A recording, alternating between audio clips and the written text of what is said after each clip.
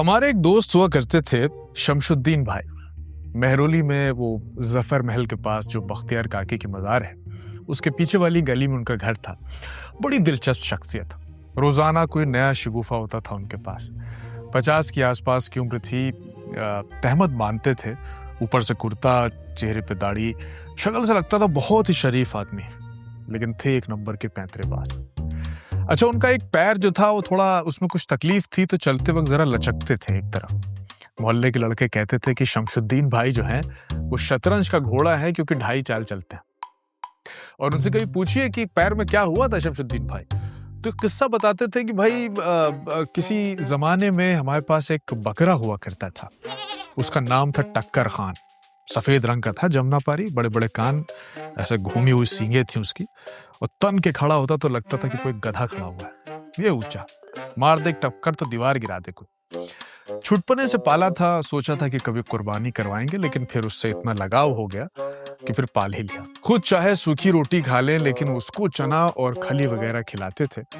उससे अपनी बीवी से ज्यादा चाहते थे। तो कहते थे कि एक दिन जब हम अपने दफ्तर से लौट रहे थे तो टक्कर खान को देखा कि वो रेलवे लाइन के पास फंसा हुआ, उसकी रस्सी जो थी वो पटरी के पास फंस गई। अरे साहब, था से ट्रेन चली आ रही सामने से। तो हमने कहा कि भाई अब चाहे जो हो इसको तो बचाना है, क्योंकि ट्रेन बहुत करीब आ गई थी। तो हमने ऐसे छलांग लगाई कि हमारा घुटना जो था सीधे ट्रेन की पटरी पे ऐसे जाके तड़ाक से लड़ा, और उसके बाद हमने टक्कर खान को ऐसे निकाला और जू करके ट्रेन जो है बगल से निकल गई। 1 सेकंड का मामला था, समझ लीजिए। बस वही दिन था आज का है कि थोड़ा लंगड़ा के चल लें, एक बेजुबान की जान बचाने के लिए किया। अब देखिए, सुनने में ये डिटेलिंग ऐसी है कि आपको लगता है कि किस्सा बिल्कुल सच्चा है, लेकिन अगर मैं आपको हकीकत बताऊं तो ये फर्जी किस्सा है। हाँ, ये बात सही कि एक बकरा था उनके पास टक्कर खान नाम का, लेकिन ये भी सही बात है कि वो उसको बहुत चाहते थे। लेकिन ये जो कहानी बताई ये फर्जी है। इसके पीछे असली किस्सा क्या है वो मैं आपको बताता हूं आज, और इस किस्से का नाम है शमशुद्दीन का बकरा।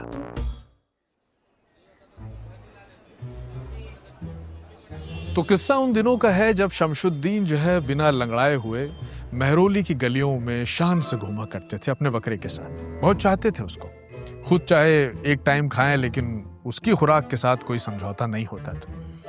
अच्छा, एक बार क्या था कि उन दिनों इनका कुछ हाथ तंग था, कुछ पैसे वैसे की कमी थी, तो इन्होंने इलाके में एक सूद का धंधा करते थे उस्मान भाई, उनसे कुछ पैसा वैसा ले लिया। शायद 5,000 रुपए इन्होंने उससे लिए और कहा कि भाई लौटा देंगे तुम्हें। लेकिन फिर कहाँ आने वाले थे पैसे, तो फिर भूल गए। अब एक रात शमशुद्दीन जो है अपने टक्कर खान के साथ गली में कहीं टहल रहे थे, तभी किसी ने पीछे से आवाज दी, अमर शमशुद्दीन। फिर उन्होंने पलट के देखा तो देख रहे किफायत अली खड़े हुआ। ये एक मरझिल्ले से एक साहब थे, वो टहला करते थे वहीं। तो शमशुद्दीन पूछा, हाँ क्या हुआ, सब खैरियत? तो किफायत अली ने पहले तो ऐसे हाथ बढ़ा के उनको कुछ खाने के दिया। ये लो, ये खाओ जरा। ये क्या है? ये वो पीर बाबा की मजार गए थे ना। तो मजार? तुम कब से मजार जाने लगे भाई? बोले, अरे हम नहीं गए, वो उस्मान भाई गए थे। आजकल हम उस्मान भाई के साथ काम कर रहे हैं ना। अच्छा, शमशुद्दीन का चेहरा थोड़ा बुझ तो गया। 19 उस्मान ही से तो उन्होंने पैसे लिए थे। किफायत अली बोले, असल में क्या है, वो उस्मान भाई आजकल हर जुमेरात को वो वली पीर की मजार पे जाते हैं ना अपनी शादी की दुआ मांगने के लिए। शादी नहीं हो रही उनकी। तो अच्छा सुनो, खैर काम की बात सुनो जिसके लिए हम आए थे। उन्होंने हमको भिजवाया और कहलाया है कि जो है तुम फौरन उनसे मिलने चले आओ, ये अंजाम बहुत बुरा होगा, बहुत मारे जाओगे। अब शमशुद्दीन को याद आने लगा कि कुछ दिन पहले जो है उस्मान भाई अपने कुछ मुस्टंडे साथियों के साथ वो हॉकी स्टिक लिए हुए शमशुद्दीन का उन्होंने आके गिरबान पकड़ लिया था इनके घर पे। अल्लाह अल्लाह करके बड़ी मुश्किल से जो है 2 महीने का वक्त मिला था, जो खत्म हो चुका था अभी 1 हफ्ता पहले।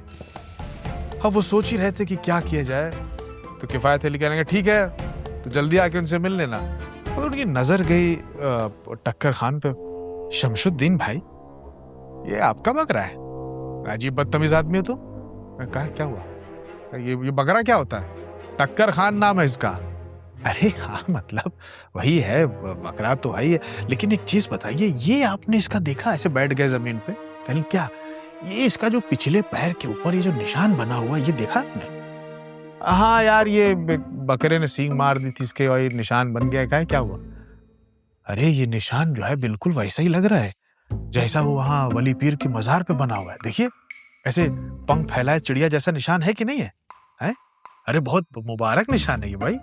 शमशुद्दीन ने ध्यान नहीं दिया, बोले अम्मा होगा यार, चूल्हे में का निशान तुम्हारा यहाँ समझ में नहीं आ रहा है, या उस्मान को ऐसे संभाले यार, तुम ही बताओ यार कुछ है, कैसे क्या करें? अरे भैया हम कैसे बताएं, हमारे पास खुद ही टाइम नहीं है। अब जा रहे हैं हम कहाँ, पहलवान होटल जा रहे हैं। पहलवान होटल? ये इस वक्त तो कोई खाने का टाइम नहीं है। अरे खाना खाने नहीं जा रहे हैं। फिर आंख मार के बोले दूसरे काम से जा रहे हैं। चलो तुम अपने आदमी, तुमको बताए देते, इधर आओ जरा।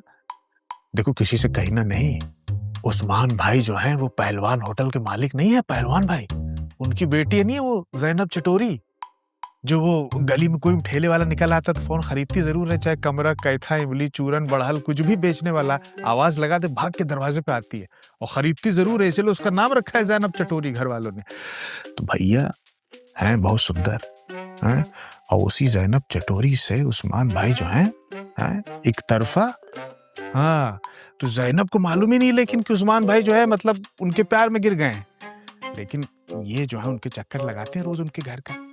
अब एक दो बार नजरे वजरे मिल जाए तो फिर मामला एकदम फिट हो जाए, लेकिन हमारा दिल कहता है कि एक दिन जो है जैनब भाई भाभी जरूर बनेगी। और आजकल तो उस्मान भाई ये पीर बाबा के मजार भी जा रहे हैं आजकल, ये इसी का तो शक्करपारे तुमको खिलाए हैं।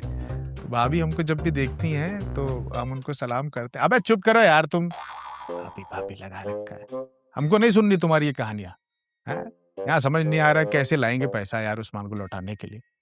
चलो जाओ, अच्छा हमको कुछ सोचने दो। चल टक्कर खान चलो। हा हा हा हा। जो टक्कर खान को हकाते हुए शमशुद्दीन चले गए अपने घर की तरफ। अब वो पूरी रात अपना सोच रहे हैं कि कैसे इसको टाला जाए, कहाँ से पैसा लाया जाए। अब रात के वक्त वो अपने टक्कर खान का ऐसे सर सहला रहे, नींद तो आने रही थी, बैठे हुए टक्कर खान को ऐसे सहला रहे।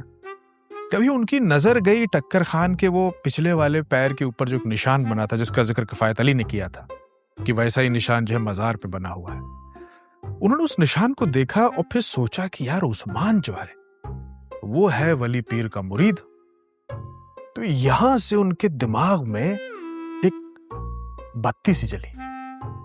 मतलब उन्होंने सोचा तो अगर ये अफवाह फैला दी जाए कि हमारा जो ये टक्कर खान है ये कोई मामूली बकरा नहीं है, ये वली पीर गाक्स है, तो उस्मान तो बिल्कुल हमारे पैरों में गिर जाएंगे।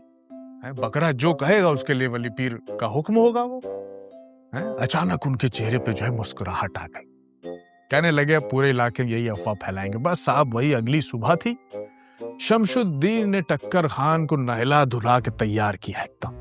और शमशुद्दीन की बीवी, जिनको हम लोग चची चची कहते थे, उन्होंने देखा, अचानक से हैरान रही, कह रहे अरे ये बकरे को कहाँ भीगा वो बकरा अंदर लेके चले आ रहे हो, और इसके ये सींग में हमारी चूड़ियां क्यों फंसा दी तुमने हैं? अरे भाई पागल हो गया ये आदमी, तो इसको पागल खाने ले जाओ कोई आदमी। शमशुद्दीन ने टक्कर खान की आंख में चची का वो पुराना काजल लगा दिया था, और सींगों में जो पुराने वो रंगीन झालर लटका दी थी, आधी झालर तो चबा गए थे टक्कर खान।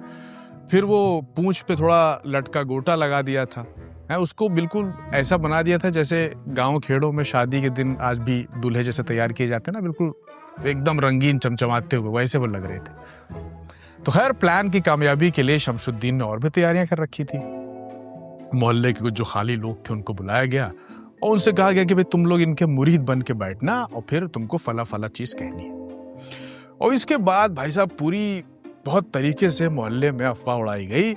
कहा गया कि भाई लोगों ने देखा है कि रात के वक्त टक्कर खान यानी कि शमशुद्दीन का बकरा जो है अचानक से उड़ने लगा है, उसके पंख निकल आए और लोग उसके पीछे भाग रहे हैं। और देखा तो वो साहब उड़ते उड़ते वो पहुंच गया कहां पे, वली पीर के मजार पे। और इसके बाद साहब मजार के अंदर से निकला एक सफेद सा साया और उसने टक्कर अली का सर सहलाना शुरू कर दिया। और इसके बाद जो देखा तो उसके पैर के पिछले वाले पैर के पास एक निशान बना हुआ, बिल्कुल वैसे ही जैसा मजार के ऊपर है। तो इसका मतलब ये कोई मामूली बकरा नहीं है साहब, ये शमशुद्दीन का बकरा जो है, ये टक्कर खान, ये वली पीर का अक्स है। कमाल का बकरा है, सारी दुआएं कबूल करवाता है। अब साहब ये अफवाह फैलनी थी कि दोपहर तक जो है वो घर के बाहर भीड़ लग गई है, और यही खबर पहुंच गई उस्मान तक भी। अब थोड़ी देर में देखा कि उस्मान साहब जो है घर चले आ रहे हैं और पीछे पीछे किफायत अली भी चल रहे हैं साथ साथ। अब खेल शुरू करने का पूरा मौका था, यही टाइम था। अच्छा, घर का मंजर बता लेते हैं कैसा था। घर का मंजर ऐसा था साहब कि आंगन में बीचों बीच एक चारपाई डली हुई थी, उसके ऊपर एक चादर बिछी हुई थी।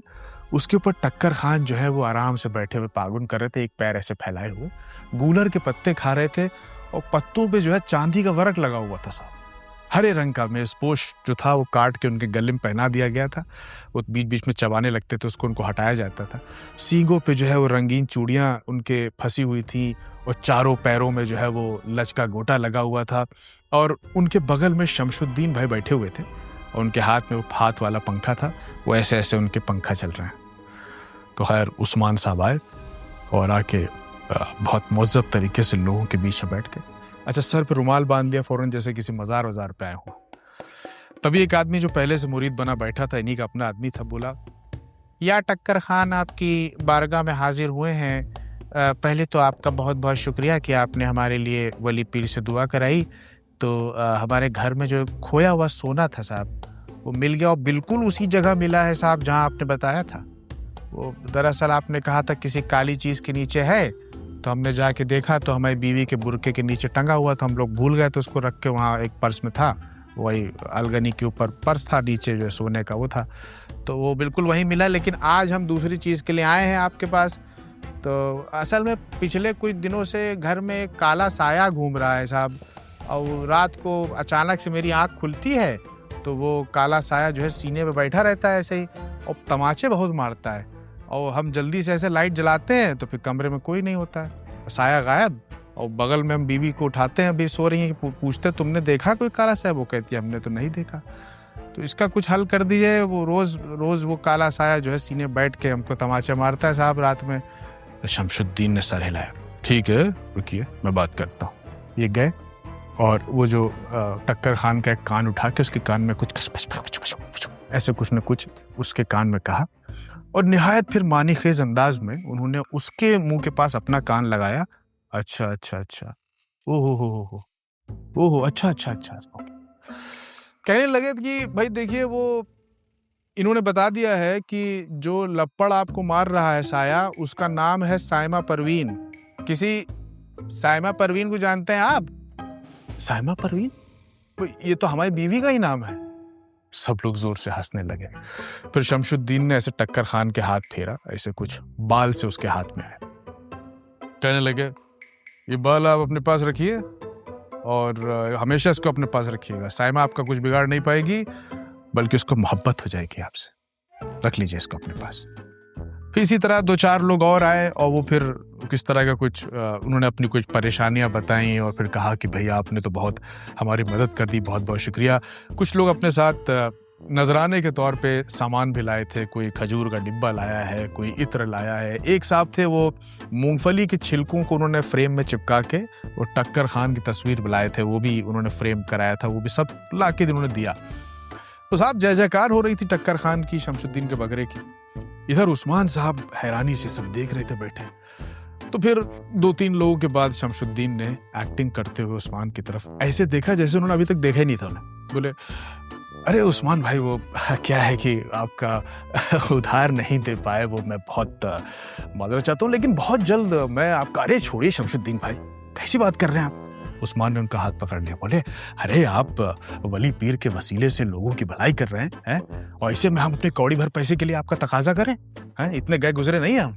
शमशुद्दीन बोले, हाँ लेकिन फिर भी भाई साहब, वो देनदारी तो फिर देनदारी होती है साहब, बोझ रहता है दिल पे कि किसी की बेउधारी है कि नहीं? अब जिंदगी का क्या भरोसा भाई, किसी वक्त भी ऊपर वाला बुला ले है। अरे नाउज़ुबिल्लाह, कैसी बात कर रहे हैं आप, मरे आपके दुश्मन। लीजिए मैं अभी 1 मिनट कह के उन्होंने अंदर से एक पर्ची निकाला, अभी लीजिए रफा दफा किए देते हैं कह के उन्होंने एक रसीद निकाली, फाड़ के फेंक दी। बोले, लीजिए मामला आज हमने आपका मामला खत्म ही कर दिया, हमारी आपकी कोई देनदारी नहीं है, बस एक काम करा दीजिए हमारा। फिर कान के पास आके बोले, कोई ऐसा मतलब है, कुछ नुस्खा टाइप का मतलब बना दें कि मतलब ज़ैनब के बाप के सामने जब हम रिश्ता लेके जाएं तो मतलब गले लगा ले हमको, ऐसा कुछ जादू हो जाए, मतलब समझ रहे हो जाए। अरे समझ लिए हो गया। कैसी बात कर रहे हैं आप उस्मान भाई, 1 मिनट रुकिए। शमशुद्दीन ने कहा। वो गए, उन फिर से बैठे और बकरे का कान उठाया ऐसे, उसके कान में फिर कुछ कहा धीरे धीरे, और फिर उसके बाद अपना कान बकरे के मुंह पास ला, हाँ हाँ हाँ, अच्छा ओ अच्छा अच्छा अच्छा अच्छा, ऐसा किया। और फिर बोले 1 मिनट रुकिए। फिर ऐसे जिस चरपाई पे बैठे थे, जिस पर एक चादर बिछी हुई थी, उसको उठाया, एक छोटा सा पैकेट सा निकाला, जैसे वो चूरन की गोलियों का पैकेट होता है ना, वैसा। फिर बकरी की तरफ बाकायदा देख के ऐसे इशारा भी किया, जैसे वो जवाब दे रहा। बोले यही वाला? अब बकरे ने कुछ ऐसे से किया, बोले अच्छा अच्छा ठीक है। तो कहे ये लीजिए आप उस्मान भाई। उस्मान ने उसको लिया, बड़ी मुकद्दस तरीके से इसे लिया, आंख में लगाया, जी जी जी जी, पैकेट को ऐसे लगाया, जी क्या है ये? बोले ये साहब टक्कर अली की मेंगनी है। अचानक उसका मुंह का सैला सा हो गया। अरे पहले बताते यार क्या? अरे बड़ा मुकद्दस है, इस पैकेट को आपको रखना है अपने पास 40 दिन तक है, और सोते हुए अपनी तकिया के पास इसको आपको रखना है 40 दिन तक। कहने अरे वो बाल वाला नहीं हो पाएगा जैसे उसको दिया के? अरे नहीं भाई, बाल वाला नहीं हो पाएगा, आपको यही रखना पड़ेगा, इससे आपकी बात बन जाएगी ना। अरे समझ लिए बन गई, तैयारी कीजिए, बस आप 40 दिन तक इसको रखिए अपने पास, और 41वें दिन उस्मान भाई धड़धड़ाते हुए चले जाइए आप पहलवान के पास, आपका हाथ चूम कर अपनी बेटी के हाथ में देगा, और ना दे तो जिसमें कुत्ता खाता खिला दीजिएगा। उस्मान मुस्कुराने लगे, चलिए साहब काम तो हो ही जाएगा। बस उस दिन के बाद से अब रोजाना सोते हुए तकिया के नीचे टक्कर खान अली की मेंगनी का वो पैकेट रखें। और फिर शुरू में तो खैर बड़ी किराहियत से होती थी, बड़ी स्मेल से आती थी, लेकिन फिर धीरे धीरे उनको आदत हो गई, और आदत भी ऐसी हुई कि मामला ऐसा हो गया कि फिर उसके बगैर नींद नहीं आती थी।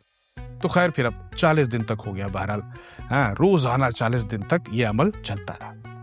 41वें दिन उस्मान साहब जो है वो अपना नहा धोकर सुबह सुबह तैयार, साथ में लिया इनको, किफायत अली को, और काजल वाजल लगा के चले दिए सीधे अपना ये पहलवान होटल के मालिक पहलवान से मिलने के लिए।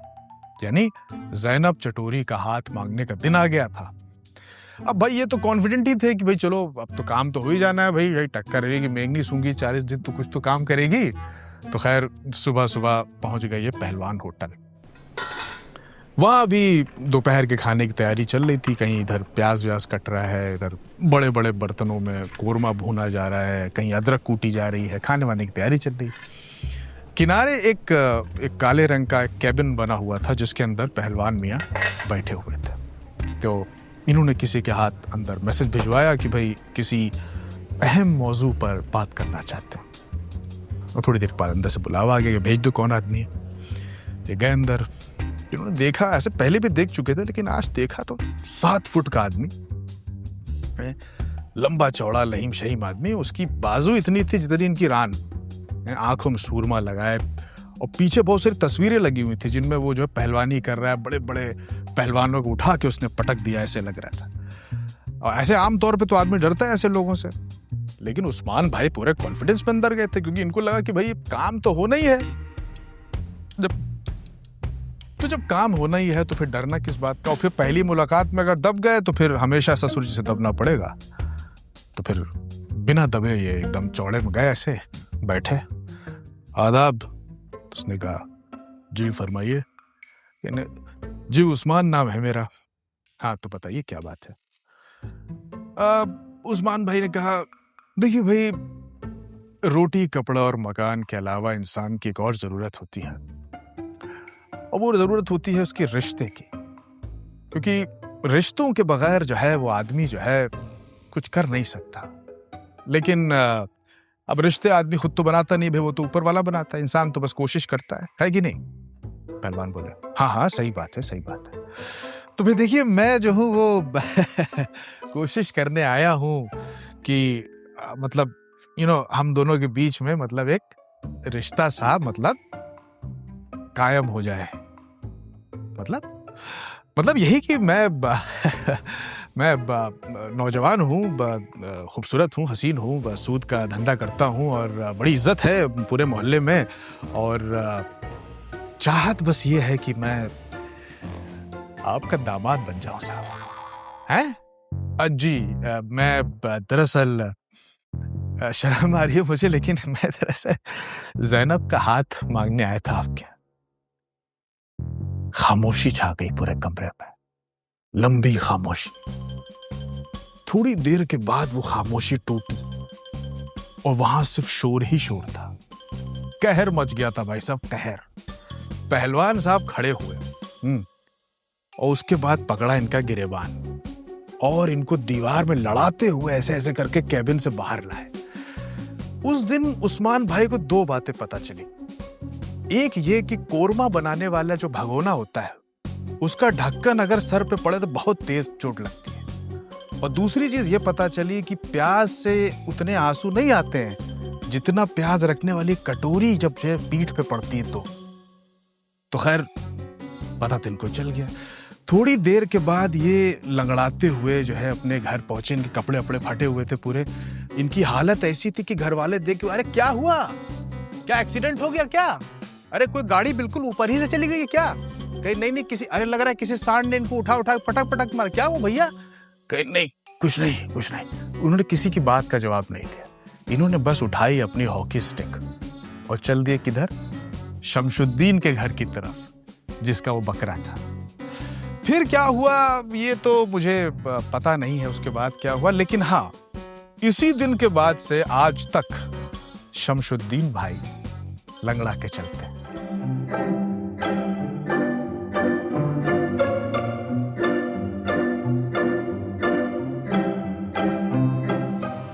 तो ये थी आज की कहानी। उम्मीद है आपको मजा आया होगा। पिछले हफ्ते की जो हमारी कहानी थी उस पर यूट्यूब पर बहुत सारे लोगों ने कमेंट्स किए, जिनमें से ह्यूस्टन से हमारे शफीक बेग साहब, अजय जी हैं, जुनैद खान, अरुण, रवि सिद्दीकी, कुवैत से परमीत भाई, संजय उपाध्याय, रवि शेखर भाई जमशेदपुर से जो हैं, स्वतंत्र यादव, और भी बहुत सारे कमेंट्स हैं। आप लोग कमेंट्स के नीचे अपना नाम और अपना शहर जरूर लिखा कीजिए ताकि मैं सबको शामिल कर सकूं। तो शमशुद्दीन का बकरा कहानी आपको कैसी लगी यूट्यूब के कमेंट बॉक्स में जरूर बताइए। स्पॉटिफाई या एप्पल पॉडकास्ट पर सुन रहे हैं तो आप फॉलो कीजिए, स्टार रेटिंग्स दें। इस कहानी का साउंड डिजाइन किया है रोहन भारती ने, ग्राफिक्स में मदद की है अलीना चौधरी ने, शो के प्रोड्यूसर है माज। अगले हफ्ते फिर लौटूंगा एक नई कहानी के साथ। मेरा नाम है जमशेद कमर सिद्दीकी। दुआ में याद रखिएगा।